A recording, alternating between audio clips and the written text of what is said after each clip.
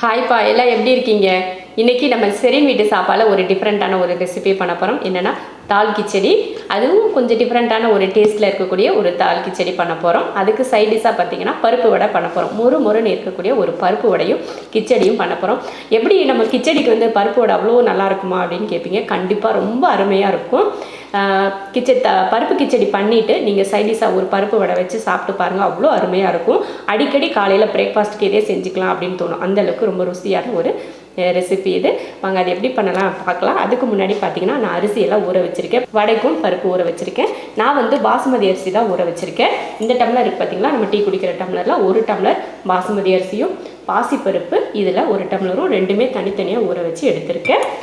இப்போ நம்ம ஃபஸ்ட்டு என்ன பண்ண போகிறோம் அப்படின்னா கிச்சடிக்கு தாளித்து விட்ருவோம். அதுக்கு நான் குக்கரில் தான் பண்ண போகிறேன். ஏன்னா குக்கரில் பண்ணால் தான் நல்ல குலைவாக இருக்கும். இது வந்து நல்லா கொலன்னு இருந்தால் தான் சாப்பிட்றதுக்கு நல்லாயிருக்கும். அதனால் நம்ம குக்கரில் பண்ண போகிறோம். ஸ்டவ் ஆன் பண்ணிவிட்டு குக்கர் வச்சிடலாம். இப்போ எண்ணெய் ஊற்றிக்கலாம். எண்ணெய் காய்ச்சதுமே 1 கிராம்பு, 1 ஏலக்காய், 1 துண்டு பட்டை, 1 பிரிஞ்சி இலை, அடுத்து 1 பெரிய வெங்காயம், 2 பச்சை மிளகாய். இதை நல்லா வதக்கிடலாம். இது கூட கொஞ்சம் ஒரு 1/4 ஸ்பூன் அளவுக்கு சீரகமும் சேர்த்துக்கலாம். நான் முன்னாடியே போட்டிருக்கணும், சரி போட மறந்துட்டேன், அதனால் இப்போ சேர்த்துக்கிறேன். வெங்காயம் வந்து நல்லா வதங்கி வரட்டும். அதுக்கப்புறமா தான் நம்ம மற்றதெல்லாம் சேர்த்துக்கணும். எப்பயுமே நம்ம வெங்காயத்தை வந்து பொன்னிறமாக வதக்குவோம் பார்த்தீங்களா, அந்த மாதிரிலாம் வதக்கக்கூடாது. லைட்டாக வதக்கிக்கிட்டால் போதும். ரொம்ப கலர் மாதிரி வதக்கக்கூடாது. அந்த பச்சை வடை போகணும், அந்த மாதிரி வதக்கிக்கிட்டால் போதும். பாருங்கள், இந்த அளவுக்கு வதங்கிடுச்சு பார்த்தீங்களா, இந்த மாதிரி தான் வதங்கி இருக்கணும். இப்போ இந்த டைமில் ஒரு 1/2 ஸ்பூன் அளவுக்கு இஞ்சி பூண்டு பேஸ்ட், 1 தக்காளி, அடுத்து மஞ்சள் தூள் சேர்த்துட்டு இதை வதக்கிடுவோம். காரத்துக்கு வந்து நம்ம இதில் பச்சை மிளகாய் மட்டும்தான் சேர்த்துருக்கோம். இல்லை கொஞ்சம் மிளகாத்தூள் சேர்த்துக்கிட்டால் காரசாரமாக நல்லாயிருக்கும் அப்படின்னு நினச்சிங்கனாலும் நீங்கள் மிளகாத்தூள் சேர்த்துக்கலாம். ஆனால் வந்து கிச்சடியை பொறுத்த வரைக்கும் ரொம்ப காரமாக இருந்தாலும் நல்லா இருக்காது. அதனால் நான் பச்சை மிளகாயோடையே போதும் அப்படின்னு சொல்லிட்டு காரம் இது சேர்த்துக்கல. இப்போ தக்காளியெல்லாம் நல்லா வதங்கிடுச்சு. இப்போ இதில் அரிசி சேர்த்துடலாம். ஒரு 20லேருந்து 30 நிமிஷம் கிட்ட நீங்கள் அரிசியும் பருப்பையும் ஊற வச்சுக்கிட்டிங்கன்னா போதும். இப்போ தண்ணியை வடிச்சிட்டு அரிசியை மட்டும் சேர்த்துக்கலாம். அடுத்து பருப்பை சேர்த்துக்கலாம். பாசிப்பருப்பு இல்லைன்னா பச்சைப்பயிறு, இந்த 2 சேர்த்துக்கிட்டிங்கனாலும் நல்லாயிருக்கும். இப்போ இதை கலந்து விட்டுருவோம். சும்மா ஒரு நிமிஷம் நம்ம எப்பயுமே போட்டு வதக்குவோம் பார்த்திங்களா, அந்த மாதிரி இதில் வெங்காயம் தக்காளி கூட கொஞ்சம் வதக்கி விட்டுட்டு அதுக்கப்புறமா தண்ணி சேர்த்துக்கலாம். அரிசியும் பருப்பையும் இந்த மாதிரி எண்ணெயில் லைட்டாக வதக்கியாச்சு. இப்போ தண்ணி சேர்த்துக்கலாம். நம்ம இதில் தான் பருப்பு அரிசியெல்லாம் எடுத்துருக்கோம் இல்லையா, இதுலேயே நம்ம தண்ணி அளந்து சேர்த்துக்கலாம். நமக்கு வந்து கொலகொலப்பாக இருக்கணும், அதனால் தண்ணி வந்து நம்ம அதிகமாக தான் சேர்த்துக்க போகிறோம்.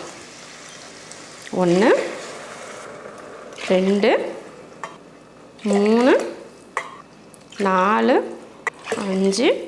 இப்போ வந்து நான் 1 டம்ளர் அரிசி 1 டம்ளர் பருப்பு சேர்த்துருந்தேன் இல்லையா, அதனால் 5 டம்ளர் தண்ணி சேர்த்துருக்கேன். பருப்புக்கு வந்து நம்ம தண்ணி வந்து எக்ஸ்ட்ரா அளந்து சேர்க்க தேவையில்லை.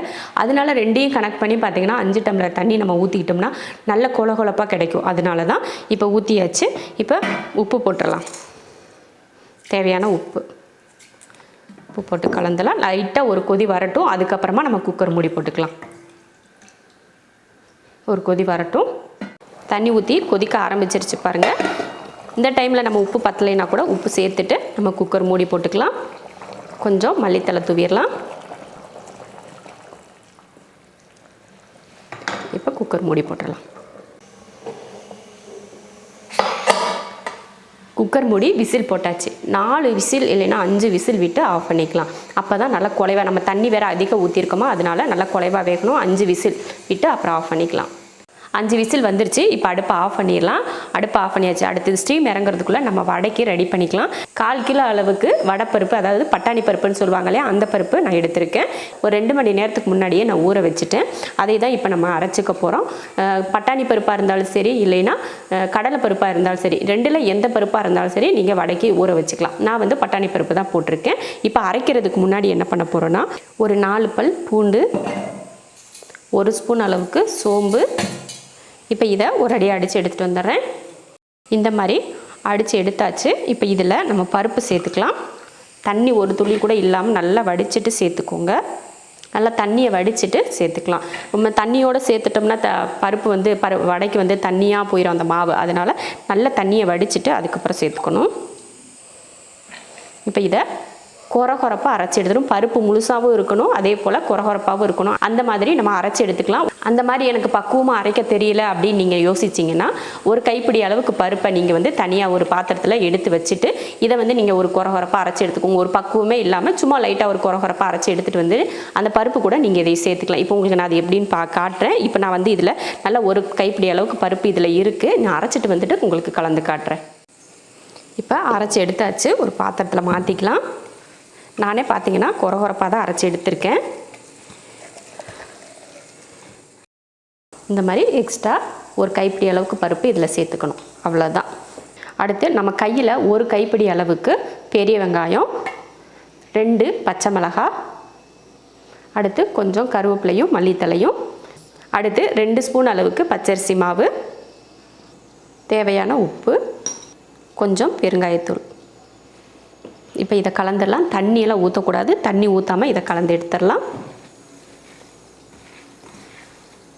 தண்ணி ஊற்றவே கூடாது. நீங்கள் இந்த மாதிரி பிசைஞ்சு எடுக்கிறப்போ உங்கள் கையில் இப்படி உருண்டை பிடிக்கிற மாதிரி ஒரு மாவு வந்துச்சுன்னா அது கரெக்டாக இருக்கும். இதுலேயே உங்களுக்கு பிடிக்கிறப்பயே தெரியும் இது தண்ணியாக இருக்கா இல்லை கெட்டியாக இருக்கா அப்படின்னு சொல்லிட்டு அந்த மாதிரி பிடிச்சிக்கோங்க. அதே போல் பருப்பு உங்களுக்கு பக்குவம் தெரியல அப்படின்னா பருப்பை கொஞ்சம் தனியாக எடுத்து வச்சுட்டு நான் இப்போ அரைச்சி உங்களுக்கு லாஸ்ட்டாக போட்டு காட்டினேன் பார்த்தீங்களா, அந்த மாதிரி நீங்கள் போட்டுக்கோங்க.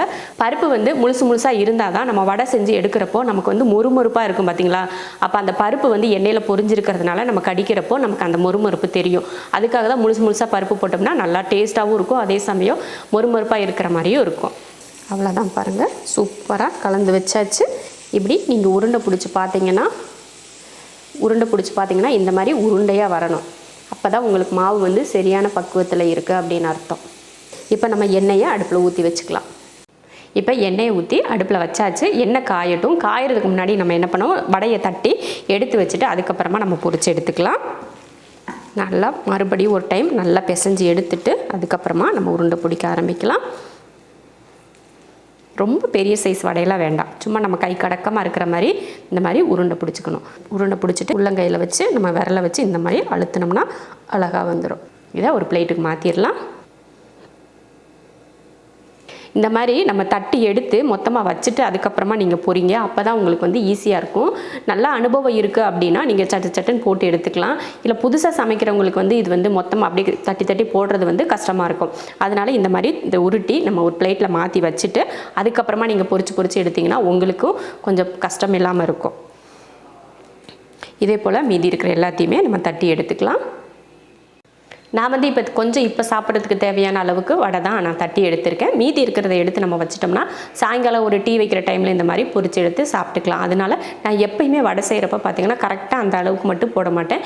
இன்னொரு நேரத்துக்கு சேர்த்து செஞ்சு சாப்பிட்டா நல்லாயிருக்கும் அப்படின்றக்காக கொஞ்சம் எக்ஸ்ட்ராவே சேர்த்து தான் போடுவேன். அதனால் மீதி இருக்குது, இது சாயங்காலம் நம்ம டீ டைமுக்கு போட்டு செஞ்சுக்கலாம். இப்போ இந்த நம்ம தட்டி எடுத்து வச்சுருக்கோம் இல்லையா, இதையே நம்ம பொரிச்சுக்கலாம். எண்ணெயும் பார்த்தீங்கன்னா நல்லா காஞ்சி வந்துருச்சு. இப்போ வடைகளை போட்டுக்கலாம்.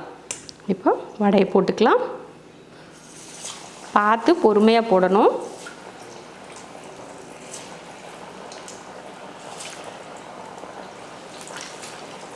போட்டதுமே கலந்து விடக்கூடாது. கலந்து விட்டிங்கன்னா வடை மொத்தமும் கலைஞ்சு போயிடும். அதனால் கொஞ்சம் பொறுமையாக விட்டு அதுக்கப்புறமா நம்ம கலந்து விடணும்.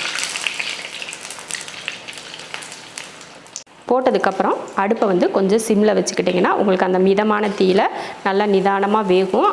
உடனே கரிஞ்சு போகாது. உள்ளே இருக்கிறதெல்லாம் வேகணும் இல்லையா, அதனால் கொஞ்சம் சிம்மில் வச்சுக்கணும். இப்போ வடையை எடுத்துடலாம். பார்த்திங்கன்னா லைட்டாக கலர் மாதிரி இருக்குது பார்த்திங்களா, இந்த டைமில் நம்ம எடுத்துடலாம். இப்போ இந்த வடையை எடுத்து தனியாக ஒரு பிளேட்டில் மாற்றிக்கலாம். லைட்டாக தான் கலர் மாதிரி வந்திருக்கு பார்த்திங்களா, அந்த மாதிரி தான் நான் எடுக்கணுன்றதுக்காக எடுத்திருக்கேன். ஏன்னா நம்ம இன்னொரு டைம் இதை பொரிப்போம். இப்போ இதை எடுத்தாச்சு இல்லையா, இப்போ மறுபடியும் மீதி இருக்குது பார்த்திங்களா, அதையே போட்டு பொரிச்சுக்கலாம்.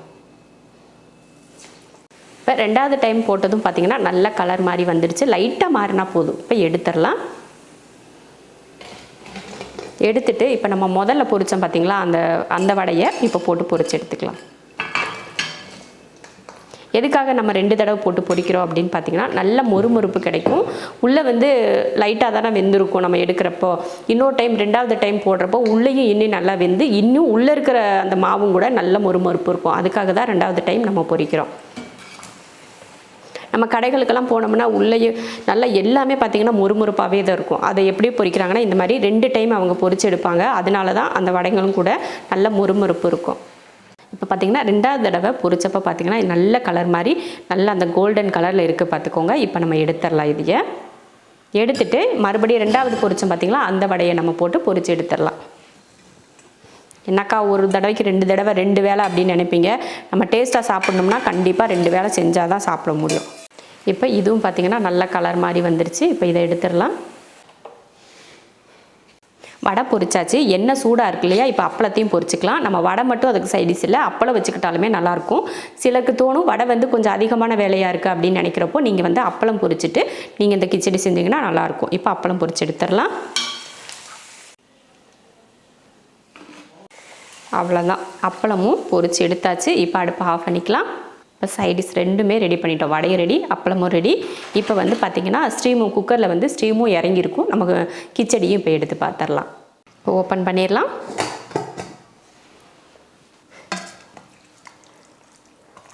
பாருங்கள் இவ்வளோ சூப்பராக கொல கொலப்பாக வந்திருக்கு பார்த்திங்களா. இந்த மாதிரி தான் இருக்கணும்.